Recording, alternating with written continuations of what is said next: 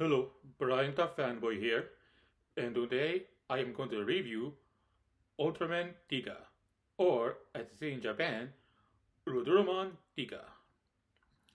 Now, this is the 14th Ultra series, which aired in Japan, originally aired in Japan back in September of 1986, and it consists of 50 episodes.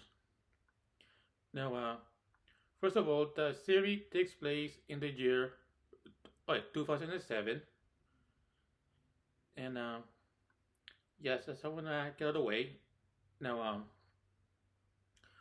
the first episode, starts when a some kind of meteor was heading towards the Earth, and then it crashed. Now, on Earth, there is a organization called TPC, and yes, they what they do is watch over anything that might be a danger to Earth and its people.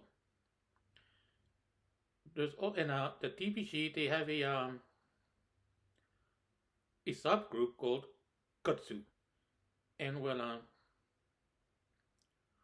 the higher ups are more like a bureaucracy, I think, but the Kutsu are the people in that group. They are the field workers. Now, the member of Kutsu, they are their captain is a woman named Iruma Megumi. Then we have another woman named Jana Serena.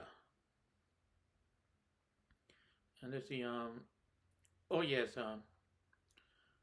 there's also a man named Monika Seichi, a man named, oh yes, Hori Masami, a man named, oh, Shinju Tetsuo, a man named Yasumi Jun, and a man named Matoko Daigo.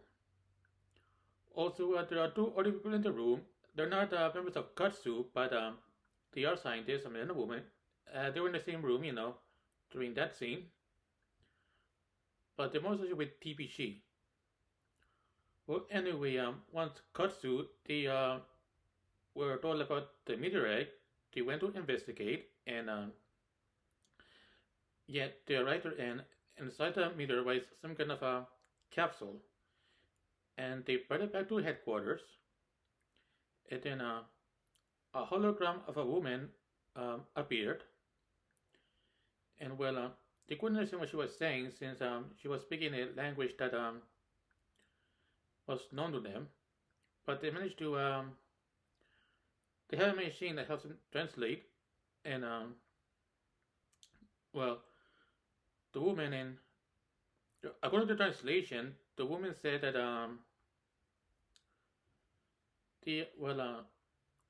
there is a kaiju that's or some kind of darkness that's a threat to the world, and she was from a great civilization, and also the civilization was on Earth, which was over 30 million years ago, at least before 1986. I mean 2007, and let's see, and saying the woman, her name is Yusare, and Yusare told her about the land of Tiga, and about the pyramid that where there are giants who will help with the threat. Now, the members of Katsu, they yes went to the land of Tiga and arrived, and while they were investigating, they found this pyramid. Was some kind of glowing pyramid, and Daigo, he was the first to get in, and the others followed, and inside the pyramid were three giant statues. They were supposed to be the guardians of Tiga, And yes, and somehow they like it's a return to stone, and then the kaiju attack. They arrive, and two of the statues were destroyed, and the remaining one, but it fell down. But then, oh yes, somehow Taiko he disappeared, and the remaining statue was revived and started to fight the kaiju, and he won. And then suddenly, Taiko reappeared mysteriously, and well, the member of Katsu were started to return home, and back at headquarters, the hologram of Yusare, and there was nobody else, and there's nobody in the room, just her, and she said that Daigo is Uruturoman Tiga, which means Ultraman Tiga. And Daigo, he was holding this device in his hand, and that is called Super Kurensu, something, no, Super Kensu, something like that. But yes, that's the device he uses to henshin into Ruderman Tiga. At the next episode, well, yes, the members of Gatsu, they were, studying the movements and abilities of Tiga, and they also wanted to know what to call him, and Taiko said that suggested Ultraman Tiga because he is the giant of Tiga, and everybody agreed. Uh, some episodes later, we learned that Reina, her family name is really her mother's maiden name, and that's because, well, when she was a child, well, her father left and before her ninth birthday, and see, oh yes, both she and her mother have resentment towards him because, well, er, the said that he chose his work or shikodo over his family or kasuku, and yes, and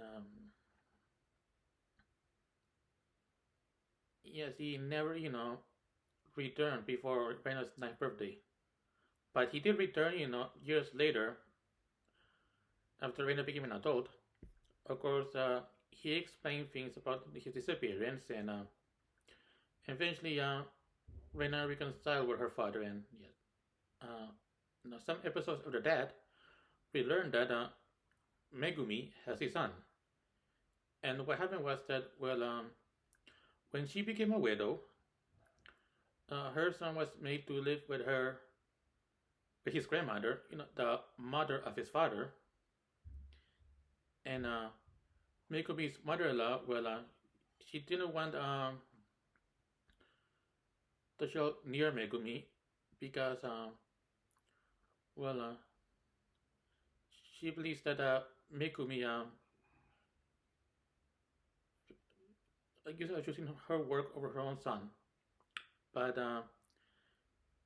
what happened was that in that episode, well, these alien beings that claim to be angels or tenshis, well, they managed to brainwash the people into thinking that Tiga was the devil or Akuma. But eventually, Megumi-san or Musuke, he helped to realize that the aliens were lying to the people the whole time, and everything went back to normal. Oh, and his grandmother or Obasan, yeah, she was one of the people who was brainwashed, but she went back to normal like everybody else, and the relationship between Megumi and her son was finally resolved at the end of the episode. See, episodes later, there is this Oh yeah, I remember something. I think around between the ones I mentioned, we meet uh, Tetsuo's younger sister Mayumi. She is a nurse at a DPG, and she is also engaged, and her fiance is a man named yes, Owiku Tokuma, and that's also the real name of the guy who plays him because he is in fact a real life motorcycle racer, and his character is the same thing. Yes, of course, both Mayumi and Dokume, they couldn't see each other as much as they would like because, well, Tokuma's job or Shigodo was getting really busy. Have doing a lot of travel and stuff. But he did like to always see Mayumi, whenever he gets a chance. You know, some episodes afterwards, well, there was this attack by aliens, and well, in that episode, Tokuma was oh yes, he was in a plane, on the way to Japan, so he can see Mayumi and also to meet Tetsuo. And well, the alien deck they were causing trouble, and well, Mayumi she was really determined to pick Takuma at the airport, but the alien as well as a kaiju attack was prevented her from doing it. And then at the episode, yes, let's see. Oh yes, Takuma arrived to help out to help Tiga, and then he disappeared quickly. And well, both Mayumi and Tetsuo they were told that the plane that Takuma was in it crashed during the kaiju attack, and Mayumi she became sad or Kanashi, and well you see before that she was very hyper happy on stuff, but because of Tokuma's death, she became gloomy and bitter for most of the series. Oh, I forgot to mention that for Tiga, the series, well, just like the previous older series, well, they have they here Tiga also fights kaiju and aliens. However, there is a difference from the ones that came before. It's a major one, and that is well, Tiga's main form is well, while most of the older heroes were like red and silver, Tiga was red, blue, and silver. So he was three colors, and he also can change forms. Like he can go from he can be just red and silver as well, or he also turns into just blue and silver, and he'll go back to being red, blue, and silver again. These are depends on those are modes depending on what kind of abilities he needs to fight a kaiju or alien. Now, episodes after the thing with Takuma. Let's see. Oh yes, there's an episode where we meet a woman named oh yes, Isaki Michiru, and well, yeah, she has some bit in her store where scientist or something, but at the end of the episode, she reconciled, and well, both Masami and Michiru developed a relationship, but they weren't able to see each other as much as they like because Masumi, he his work kept him very busy, but he will go on dates with her whenever he gets a chance. Let's see, episode of that, well, we meet this man named, uh, oh yes, Manaki Koge. And, well, he really jealous of Tiga because, well, I think he learned that Taiko was Tiga and was jealous, thinking that, he was using his ability to help people, but Keigo, he wanted to, well, he eventually stole the power of Tiga and became Iburu Tiga, and he started causing trouble. Now, everybody thought that it was the real Tiga, but eventually they learned that it was a different older being. But eventually, Taiko, we got his Tiga power back and defeated his evil counterpart, and Keiko was arrested and put in jail for, his crimes. Yeah. See, episode afterwards, see. Yeah, third film, what else? Oh, yes, the reason it was a mention that, oh, forgot to mention something like Reina. At the beginning of the series, she had really short hair, but as the series went on, her hair grew longer. And yes, and let's see. Oh yes, also during the series, the relationship between Daigo and Reina, they were yeah, they got really close to like a romance was developing, as the series progressed.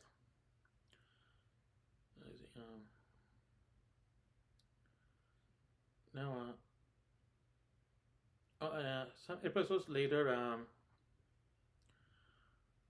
oh yes, well, Megumi, she was contacted by her superiors to lie to her team, about these rumors. Of course, she didn't try to do it, but well, she started to go with it. But once she realized the trouble that like her team was causing, she told them the truth, and but her superiors told her to lie to them, and everybody at Katsu, they forgave her and decided to cover her on the mission she planned to herself. And Megumi was moved, by her team's loyalty. Now, a few episodes afterwards, oh yes, we get this episode where there was this man who was going around saying that he wants to buy a kaiju, and then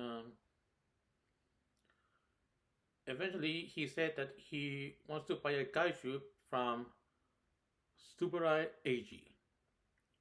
And who he is, well, I can do that in a moment. And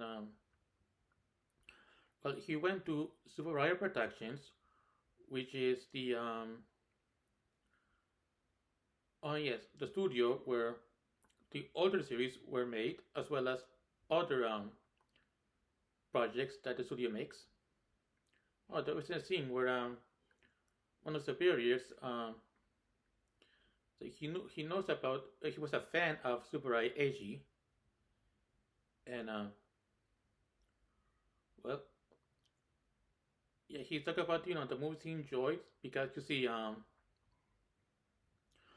Subarai AG, he was he played a big part in the special effects for the original Godzilla movie, or as in Japan, Gojira. And yes, you see, and Super Eiji is an actual person. Yes, he was he really did help with the special effects, which led him to create other monsters. Well, the suits like Mafra, King Ghidorah, Rodan. Of course, in Japan, to say Mosura, uh, Radon, and King Ghidorah. And let's see, that was those are all Toho projects. However, the success of the kaiju movies from Toho resulted in Eiji Tsuburaya to start his own company or studio called Tsuburaya Productions. And see, oh yes,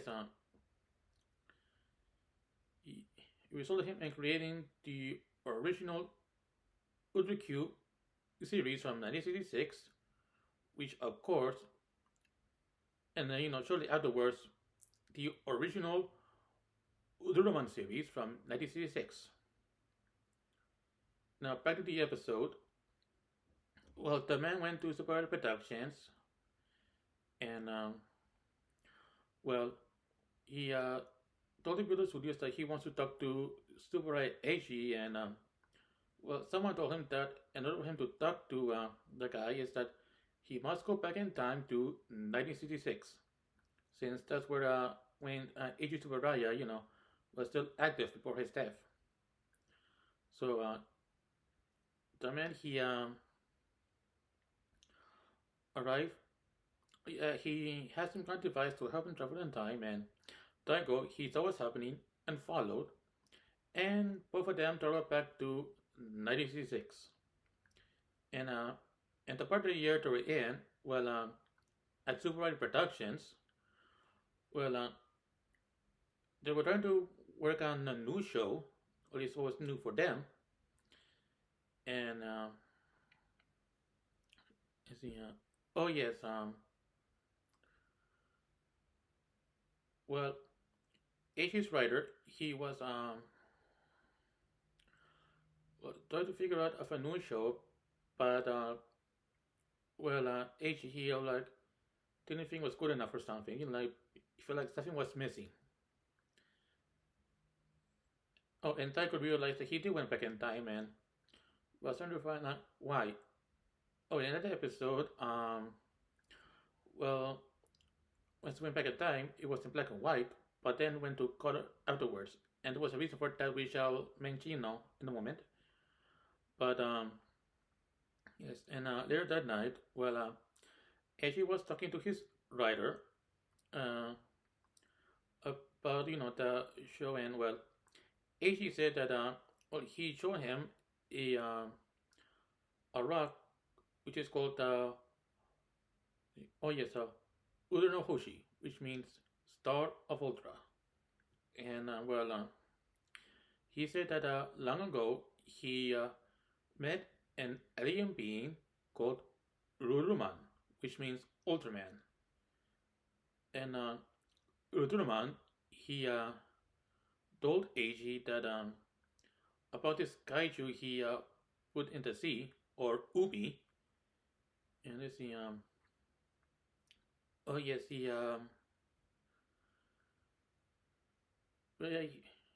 well, Uruturoman gave Eiji the rock, and I don't know if they really believe it or not, but maybe it was supposed to inspire the writer, for what Ichi wanted. And then at night, well, no, the man who arrived, well, he revealed to be an alien, and he, oh yes, he revived the kaiju that was in the water, and when that was he changed him into Tiga. And oh yes, Eiji he managed to saw what's happening. And then came the original Uruturoman, the one who first appeared in 1966. And both he and Tiga fought the kaiju and linked together, and they won the battle. And when after Ichi saw the battle, he said that what his show needed was a hero. Oh, and also Taiko managed to arrive back to I don't know, it should be 2007 or 2008, but yes, and of course, Ichi finally got the offer for his show, which of course is the original Ultraman series from 1966. And the end credits show footage of, scenes from that show, mostly the battles between Uruturoman and the Kaijus he fight. Well, he fought. Now, then as we get close to the end of the series, and, well, one night, Reina, she went to Tiger, who was working late, and well, she suspected that Tiger was keeping a secret from her and everybody. And then the next day, well, both Tiger and Reina, they were flying to investigate the kaiju attack, and Reina, she revealed that she suspected that Taiko is Tiga, and when she wants to know why he never told anybody, and also that she wants to become light or Hikari. And Taiko said that he's both human and light, and because she was sad because Tiga was fighting all alone. And then during the attack, well, Taiko he henshin. Hold on a moment. All right, I'm back. No, oh yes, I forgot to mention this episode. Um, you see, what happened was Masami and Mishiru. Well, yes, they were on a date and talking about feelings, and well, eventually Masami realized how important Michiru is to him, and at the end of that episode, well, both Masumi and Michiru they got married. Yes, sir. Now, particularly the other episode I was talking about, yes, where yes, Taiko and Reina were on the jet talking, and then when the kaiju attacked, Taiko he decided to henshin and do Tika right in front of Reina and defeated the kaiju, and then Tika went henshin back into Taigo, and yes, and Reina she was happy that Taigo finally let her in on the secret, and also their feelings for each other was finally confirmed, but before they could do any more, another threat started happening, and the evil that destroyed the Asian civilization was going to be revived, and well, both Taigo and Reina were called back to headquarters, and well, everybody at Katsu, they were different in New Zealand. This threat from in oh yes, from these ancient ruins, under the ocean. They were well, there was a kaiju that was some kind of beings, but it got released and started to attack, and both the first Akatsu they went and did the part to handle the situation, and later no, and then shortly after, oh no wait, before that happened, at headquarters when they were learning about the ancient evil, well well, one thing that happened was that oh yes, Yasure she appeared, and also it was revealed that Yasure is Megumi's ancestor.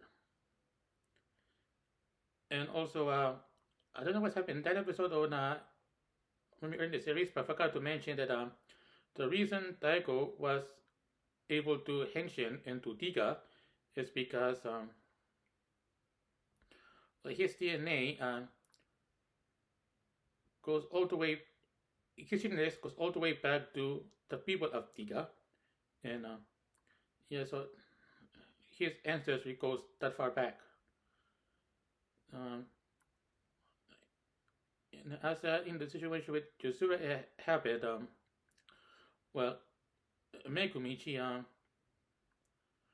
revealed that she knew that Tiger was Tiga all along, but she didn't say anything about it for I mean, she kept it to herself, for some time, but yeah, she knew the secret and said that maybe that Tiga cannot do this alone or something like that. But anyway, yes, now Akatsuki went toward that Kaiju was attacking, and shortly Taigo he henshin into Tiga, and see, yes, but of course the Kaiju was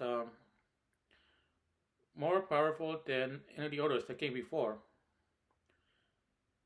and resulted in Tiga turning into stone and yes, falling underneath the ocean, and it made everybody worried.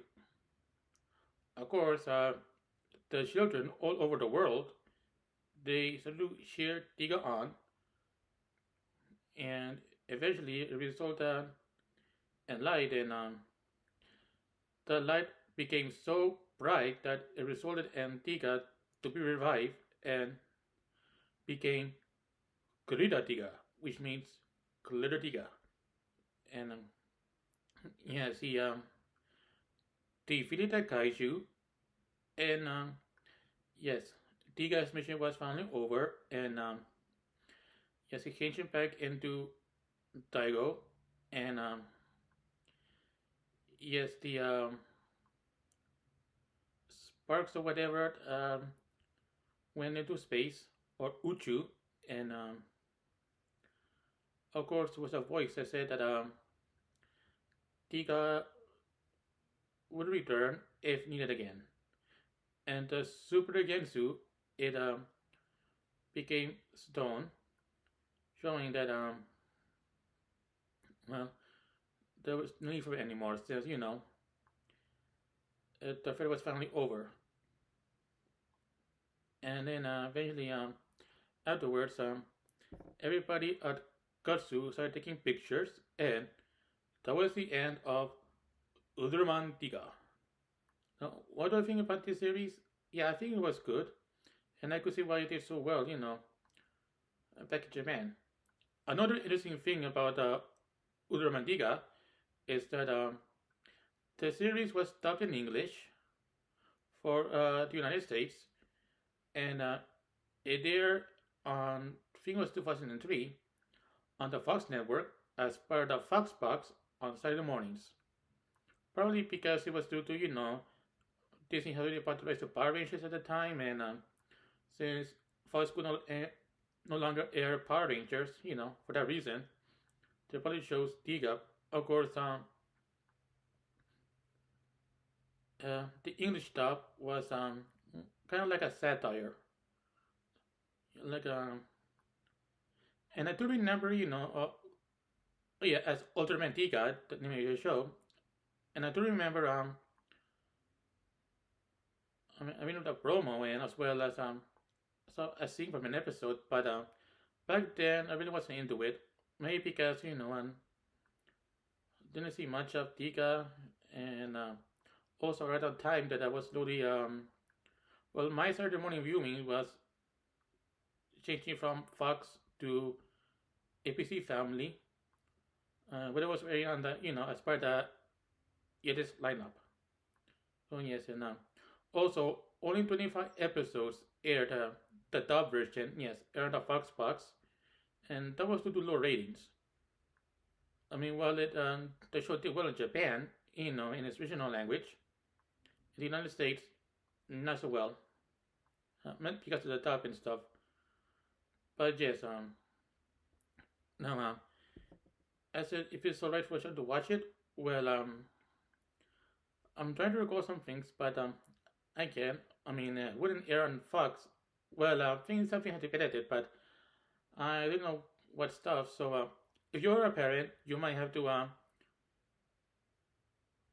watch the whole series yourself, and then you can decide whether to let your kids watch it or not. It's up to you. So, I think that's all I can say about Ultraman Tiga and this video. Oh, no, I forgot to mention something else. Yes, even though Tiga series is over, Taigo, his allies, as well as the Tiga being, would appear then, other other projects, as someone on, whether they are shows, movies, or specials. So yes, so yeah, I think that's all I can say about Uruturoman Tiga in this video, and also please share this video on social media. Please subscribe to my channel because it will help me a lot, and also please share this video on social media like Facebook, Twitter, or whatever. So that's it, and I'll see you next time. Bye.